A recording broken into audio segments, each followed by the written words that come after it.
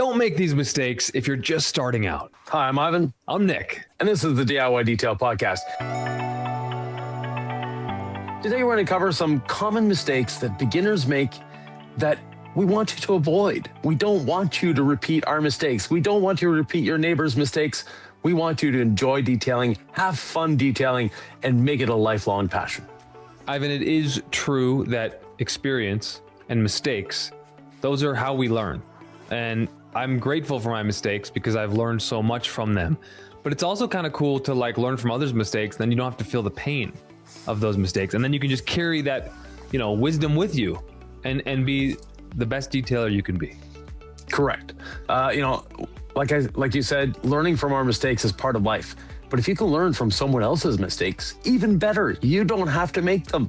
And none of these are really big life-threatening mistakes, by the way, but they're just little things that we want to help you along to get over some hurdles, to make detailing, again, enjoyable, fun, a little faster maybe, and so you get that passion for detailing deeply ingrained into you, so you're going to continue to detail your car for decades to come. We're going to start with a few philosophical sort of mindset mistakes, and then we're going to get to tactical. So please stay tuned. There's a lot of great nuggets in this podcast. The first mistake, I think, is just not asking questions. I went to a training one time and everyone around me was like, why does Nick keep asking questions? They started kind of making fun of me because I was the guy who constantly asked questions, right?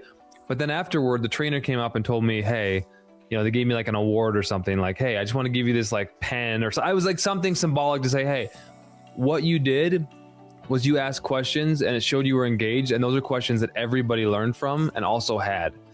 So I guess the whole thing is don't be afraid to ask questions when you start, Ivan. What do you want to say about that? Yeah, definitely ask questions. And those questions, there's no such thing as a stupid question. Someone might give you a stupid answer, but there's definitely no such thing as a stupid question. Now, you're beginning. It's natural for you to have questions. And like Nick said, I do trainings. I just finished doing one this weekend. The people that were there, not too many people asked questions. And there were a few that asked more questions than the others. And your trainer did with you, Nick, I thanked them because someone taking a training may or may not have the question, may not have thought of the question. But for yourself, you're just beginning. You've never washed a car before. You're going to have questions. It's natural, it's normal, and it's a good thing. We happen to have a Facebook group for those questions called DIY Detail. It's on Facebook, 60,000 members right now. And it's just a fun, safe place to ask questions. I don't like to use the term safe place, but basically, there's no such thing as a stupid question. There's no question too simple. There's no question too basic. Ask the question, it will get answered. And if someone answers in a, let's say, not polite way, they probably won't be in the group much longer. There are so many beginning mistakes. I'd love for people to put in the comments below what they wish they would have known when they started detailing, what beginner mistakes you want to share with our detailing community. There's a lot of talk online in these forums. I guess forums is an old school term, and that says something about me. Facebook groups, YouTube, Reddit, whatever. My advice would be, listen for sure, but find the right group, right? Like the DIY Detail Facebook group, but tune out the online negativity. There's too much of it and it'll get in your head. Yeah, definitely. There's a lot of negative people in our industry, and it's every industry that's this. People think they know more than they know. And the ones that are probably the most knowledgeable in the industry are also the ones that love to share, that love to help someone else grow, because there's a lot of people that gatekeep information, and gatekeeping in our industry, and like I said, many other industries, is a negative thing. Don't gatekeep. If someone asks you a question, answer it. If you have a question, ask it. We're there to help. We're there to answer, and we're there to make your detailing journey a little faster, a little simpler, and a lot more fun. Speaking of fun, I love buying stuff. I think a lot of detailers do. They love buying all the products and the tools. One big mistake is waiting until you have everything to just start. Just start, Ivan. You got a hose and a bucket, figure it out. Wash the car, right? Yeah. Get some rinseless wash. Use whatever you've got. We could exaggerate this a little bit, but what do you want to say about waiting until you have everything to start? Because you're the one training people all the time. You're answering all these questions on YouTube, right? So if you ask a question here on YouTube, we answer it. That's Ivan. So your finger is just on the pulse of the detailing mind. Right. You don't need to have the pan, the organizer, perfect detailing garage before washing your car the first time.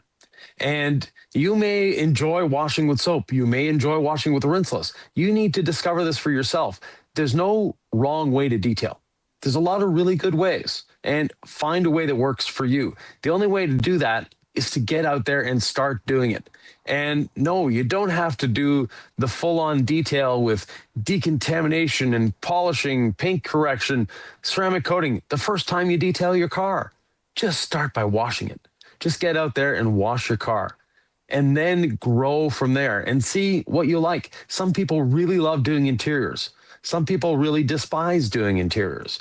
And what do you enjoy doing? And if you're looking at detailing as a business, even more important to simplify and to not go out and buy all sorts of things because you think you might need it one day. Maybe, I'm not sure. Get it when you need it. And that is a way of saving a bit of money, but also having fun. You get to put off that dopamine rush of buying stuff to maybe a little later. But start with a very basic kit. We have some great kits on our website, DIYdetail.com. We have some starter kits that are simple, that are basic, that will get you going in the right direction. And then from there, evolve and grow and spread your wings. Right. You're washing the car and you discover you need something. It can be a little frustrating, but that pain point will either force you to adapt and meet the moment and get better, right? You have to use your brain to like, how can I solve this without exactly what I need? Then you're like, I really need this. I'm going to get it. Right. And it kind of becomes more rewarding to get things as you go, because that's just real life. Like I've rebuilt my own home garage detailing setup after I got out of mobile detailing in my two shops. And ended up parting ways with the business partner, and he took the equipment and I took the YouTube channel, and that's like ancient history now.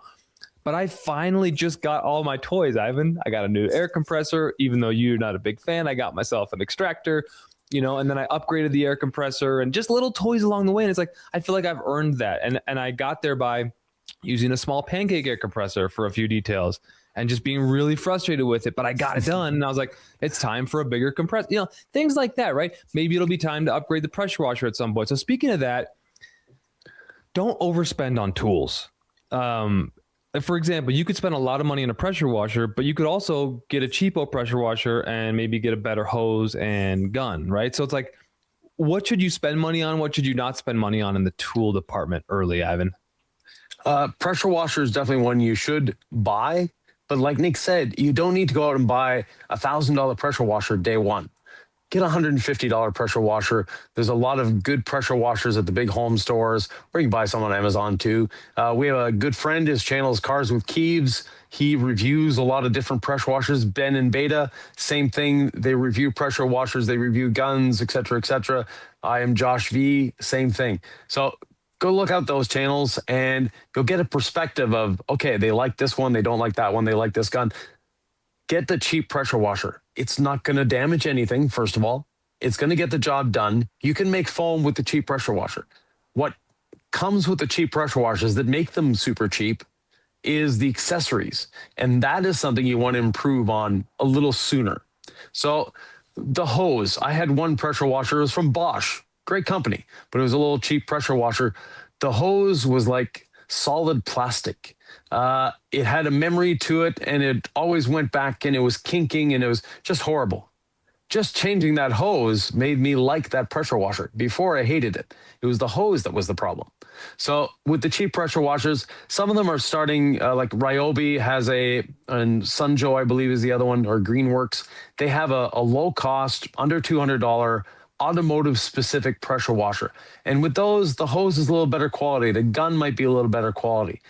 But the foam cannons that come with those, let's just say they leave a lot to be desired. So you might want to invest in better foam cannon if you're wanting to go that route. If you're wanting to use rinseless, you don't need a foam cannon. But get a better hose, get a better gun, get a better foam cannon, and the low-cost pressure washer is going to last you for a year or two or maybe longer, and then upgrade if you're still detailing, if you enjoy detailing, and you'll see more and more what you like about it and what you don't like, and you can make an informed decision as to, do I actually need this? I think one mistake people make is, they might spend a lot of money that might feel a little reckless, when they're starting out, buying all these different tools and products. But I think one mistake people actually make is they're too cautious, like they're afraid to get out of their comfort zone. What do you think about that, Ivan? Yeah, definitely. go stretch your comfort zone just a little bit every time. And the best example we have of this is ceramic coatings. A lot of people are afraid to do a ceramic coating because they've read in these groups that it can be hard, it can be difficult, you're going to leave high spots, your car's going to be ruined for life. No, if you leave a high spot on a ceramic coated car, it just means you have an excess of coating in that place. That's actually not a bad thing. But at the same time, yeah, it's a bit of a visual blight, but it's very easy to take care of. And you get to learn a new skill, how to remove a high spot or how to prevent a high spot in the first place. And we have a lot of great tutorials online. If you're subscribed to DIY Detail, thank you. If you're not, please consider subscribing. Hit that little notification bell down there too. Maybe even give us some hype points. But we're here to provide education. We're here to make detailing enjoyable. We're here to make it safe. We're here to make it fun. Stretch your comfort zone. It's actually difficult to do damage to a vehicle when you're detailing it. Now, of course, if you go crazy with a polisher and you're not following instructions or you're mixing chemicals, blah, blah, blah, that may be a little too far out of the comfort zone. But follow instructions and learn a new process once in a while. And, on our YouTube channel, as I said, we have a lot of different ways of doing the same thing. We've maybe washed, 200-300 cars on the channel so far, Nick. We've never actually done 2 cars exactly the same way. There's always a little tweak. There's always a little difference because A, we're always learning. B, we want to show different ways because there's some things that will concord with your reality that don't fit someone else's reality and vice versa. We've done details outside. We've done details in full sun. Nick tried me to get to detail in the winter. Not going to happen. In the snow, it's not going to happen in a snowstorm. That's one comfort zone that go back in the heated garage. Yeah. But other than that, you don't need a pressure washer. You don't need all sorts of different things. And just start and then stretch your comfort zone every time. Just learn a new skill, learn a new way of doing things. And as you're growing, you'll develop your own style. You'll develop your own procedures that you like to use. Well, Ivan, for me, getting out of my comfort zone, the first time I'd ever gone into business for myself, having worked corporate jobs my whole life, was starting a mobile detailing business. And that was out of my comfort zone. And it was so transformative to watch my life change when I put myself out there and I could no longer make excuses about, oh man, the boss is this, or it's someone else's fault. Instantly, everything becomes your responsibility. If your tool doesn't work that day, you don't make money that day. So how can I figure out how to get this tool working? Or how can I figure out a way around it? It's just experience. But I mean, life is full of experiences. So getting out of your comfort zone, detailing can be a really nice vessel for that. And you may decide you don't like detailing after that, but you get to try it out and you get to try different things. And you have this skill. Even if you never become a professional, you can wash your car, you can wash a friend's car, and people care about their cars. I drive by the dang drive-through car washes and they're always packed. People care about their cars. I'm convinced of it. So if you can beautify a car better than a car wash, it's just kind of like a superpower. Right. And, detailing is a great business to get into. If you're a teenager, this is, we're recording this during summer vacation. School just ended not long ago. If you want to start your own little detailing business, you can. It's simple, it's easy, and it's fun, and it's rewarding as well. But again, we've mentioned this before, don't overthink it, and especially don't overspend it. A lot of detailers, they will go out and buy stuff just in case. So an example, they'll buy an extractor because I might need to extract a carpet one day. Well, if you don't have an extractor and you're faced with that, you can tell the customer one of two things. I'm going to postpone this because I need to get an extractor for your particular vehicle. Or you can just say, I'm sorry, I don't have the equipment to do this vehicle, but let me suggest another detailer for you. And for myself, that's not a cop-out. That's actually a very legitimate business thing to do, is to say, sorry, that is not something I'm equipped to do at this point in my business. And from there, find someone else that can, help them out. And that generosity with another business will come back to you at some point. I think one mistake beginning detailers make too, if they're going to go into business, is thinking, the market's too saturated. If I'd only gotten into this back in 2016, 10 years ago, that would have been fine. But now everyone's a detailer. Right. So when I started in the 80s, detailing was saturated, or we didn't call it detailing back then, but car washing was saturated. And then in the 90s, I kept hearing detailing is saturated. In the 2000s, detailing is saturated. 2010, it's saturated. 2026, detailing is saturated. It's always been saturated, always will be. That is where being a better entrepreneur brings you to another level. We all have detailing skills. We can all wash a car. But how you treat your customers, how you get your customers, and how you maintain your customers, that is where you're going to set yourself apart and make it into a long-term business. A lot of detailers, when they start, they have one reflex that is the worst business reflex you could have, and that is being the lowest price possible. You don't want to compete as the lowest price. Yes, you're just starting. So you're thinking to yourself, I'm just starting. I don't deserve that. Well, actually, your customers deserve it, and so do you. And by undercutting your competition, they're not going to want to help you when you need help because you're the lowball guy. You're the one that's taking business away from them. So find out what the average detail in your area costs. Make sure it includes the same things, because everyone's definition of a detail sort of loose. There's not a one set definition of this is a detail. So find out what's included in their packages and try to replicate that. And don't be the lowest cost detailer in your area. That is not going to get you long-term customers. That is not going to help build your business. And it's definitely not something that's sustainable. I would say there's too many cooks in the kitchen in people's minds lately. So one mistake you make when you start out is you're listening to too many influencers. Yeah, Ivan, what's your advice? I mean, obviously we're one of them, so I'm like, oh, listen to us, do it the DIY way. But you could do worse, Ivan. You could do. Pretty hard to teach a really simple method that actually works incredibly well. Right. When I started detailing, we didn't have YouTube. I don't think the internet. Well, the internet was probably around, but anyways, it wasn't extremely popular. So we didn't have YouTube University to teach us how to detail. We have that today. For me, it was you're buying products off a shelf, and maybe the guy behind the counter knows what they're talking about, or maybe they don't. And you're reading the instructions on the bottle. Those still exist today, by the way. So please read the instructions on the bottle. You'll be amazed the information you can get from that. On our bottles, too, we have a QR code that brings you to our website, that brings you to the SDS sheets, so for your safety, and also brings you back to this YouTube channel so you can learn. But definitely, don't be running after all sorts of different advice and all sorts of different people. I used to be heavily into racing, and when someone started racing, they all made the same mistake. They would get the car on the track, they would run a race, and then someone would come up to them and say, hey, if you do this to your setup, the next time you're out on the track, it's going to be better.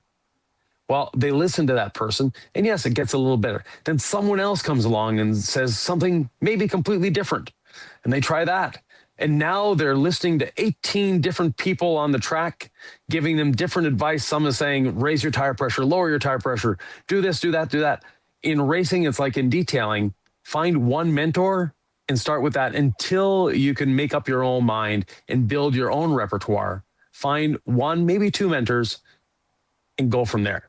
There's a lot of people on YouTube that are teaching detailing that, let's say they're pushing product more than anything else, or they're trying to get affiliate links, et cetera, et cetera. That's fine. There's a lot of great information on YouTube, but there's a lot of information that can be misleading at times. So when you're beginning, choose a channel or two and start that way. Then broaden your horizons once you have an idea of what you're doing and why you're doing it. And when you're watching these channels, if they can explain, or if they are explaining why they're doing something that way, that's great. If they're not explaining the why, you may want to look somewhere else. The other thing is, leave a comment on these channels. Commenting on YouTube channels is a great thing. It helps that channel grow. But also make sure that when you leave a comment, they're actually going to be there to reply if you have a question. So that is something that's very important. There's a lot of channels that we're associated with, that a lot of people, they use our products, we use theirs, et cetera, et cetera. And they answer their comments. And that's the type of channel that I tend to, subscribe to and ask people to follow, is the ones where they're actually answering the comments. Okay, Ivan. So we're going to get to some tactical advice. One beginner mistake. that I still make, and I don't think I'm a beginner. I mean, maybe I'm a beginner. If We're all beginners, Nick. We're all beginners, right? Is overusing product, right? You think if a little is good, a lot is better. Unfortunately, yes, that is a characteristic of yours, Nick. And overusing product is never good. Like I said before, read the instructions on the bottle and start by following those instructions. That should be your first order of business. Follow what the instructions say. So if they say to use 1/2 ounce to 4 gallons in the bucket, that's what you use. Don't use more. More is not always better, and more can get you into a lot of trouble. Not something you can't fix, that you can't get out of, but it's going to make detailing not as fun. It's going to make it's like, why is this product streaking? Or why is it leaving this residue? Or why is it doing this? And then you look at the instructions and go, ooh, it said to use 1 spray per panel, and I was using 1/2 a bottle. Those are things that, again, follow the instructions when you're beginning, and then you can, mold them to what you want as you go. I'm so glad that we don't have products that we suggest that you cut 17 different ways for different uses. Our rinseless wash, 256-to-1 dilution across the board. All clean, 15-to-1 dilution across the board. Unless it's on interiors, then it's 30-to-1, right? Incredible suds. You do 1 ounce in your foam can. You could do more if you want more foam. Like we're not saying it cleans better. It's like if you want more foam, add as much dang incredible suds to your bucket or your foam cannon as you want. But we do a cap full of incredible suds in our bucket. We do 1 ounce, maybe 2 if you want in your foam cannon. But we're not like, well, if it's a very dirty car, you need at least 4 ounces here, and then add a spritz of this and a bit. Like it just gets so confusing when people are inundated with all that information. Ivan. Yeah, keep it simple. Get products that keep it simple as well. Now, I mentioned before, there are some companies that it seems like they'll have a tire cleaner, a wheel cleaner, a lug nut cleaner, and a valve stem cleaner. You don't need all that. It's the same dirt everywhere. It's the same dirt that's on the tire, that's on the wheel, that's on the lug nuts, that's on the valve stem. So you don't need separate products for that. The other thing is, if you're maintaining your car on a weekly basis, guess what? You need less products than anyone else, because you don't need a wheel and tire cleaner. You don't need a bug remover, because they're going to come off a lot easier because they haven't been on there for 2 or 3 weeks. One beginner mistake, Ivan, is because I'm thinking about summertime as we release this video, it's not respecting the sun. I just remember the first time I foamed a car, left water spots everywhere because I didn't have enough time to get back to everything. Everything just got dried and baked in direct sunlight. What do you want to tell a beginner detail about the sun? They may not quite respect it just yet. So the sun can do things to products that are very, very weird. So basically, respect the sun and be prepared for it. We're not saying you can't detail on a sunny day. That's fine. But if you have the option of shade, use it. The vehicle has 2 sides to it. Both sides can never be in the sun. Either one side is facing the sun or the other. So you can actually move the vehicle around. You don't have to do the whole vehicle at once. You can do one side and then the other. If you have a garage, use the garage. If you have a canopy, use the canopy. If you got a beautiful shade tree, our products will not damage your lawn. So you can actually park on the lawn and detail your car under that beautiful shade tree. So those are all things you can do, but know that the sun can cause damage, not only to the car, but to you. Working on a super hot day in direct sunlight isn't the best for you either. Never mind the car. That's a good point. So just let's finish on the preparation point you mentioned, like not being prepared. If you foam the whole car down, but then you realize you don't have water or incredible suds in a bucket yet, or you don't have your drying towel set up, or you know what I mean?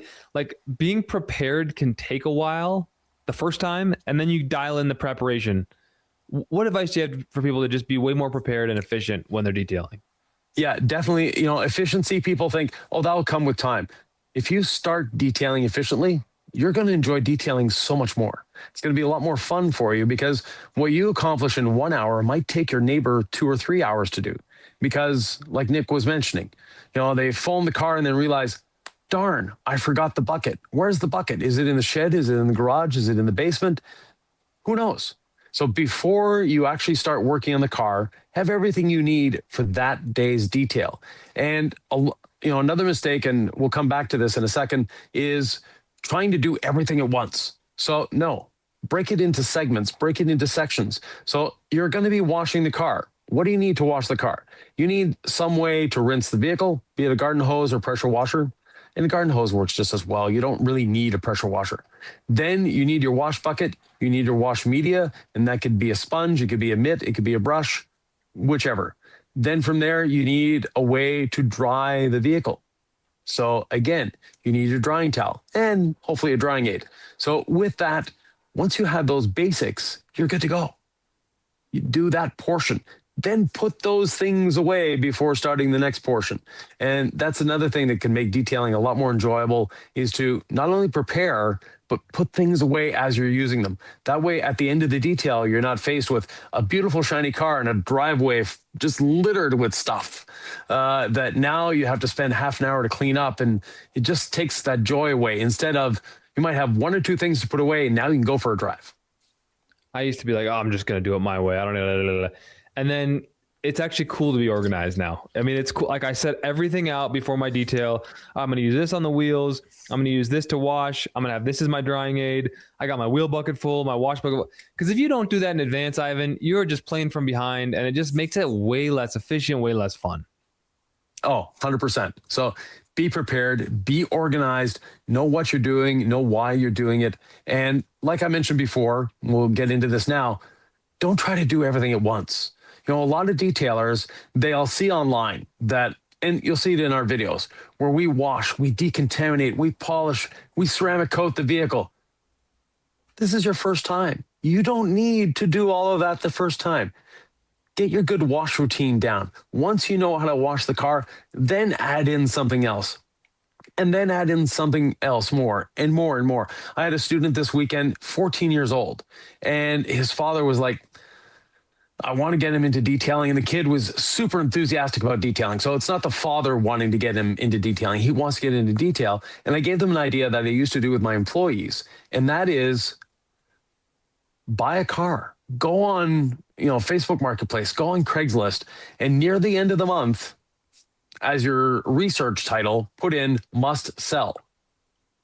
And you can find cars that they might have been asking $2,000-$3,000, but now it's must sell. So that can be an opportunity for you. And if you know that generally, let's say this car sells for between $2,000 and $2,500, but now they have to sell, it's near the end of the month, their parking spot is no longer available, whatever, offer them $1,000. What are you going to lose?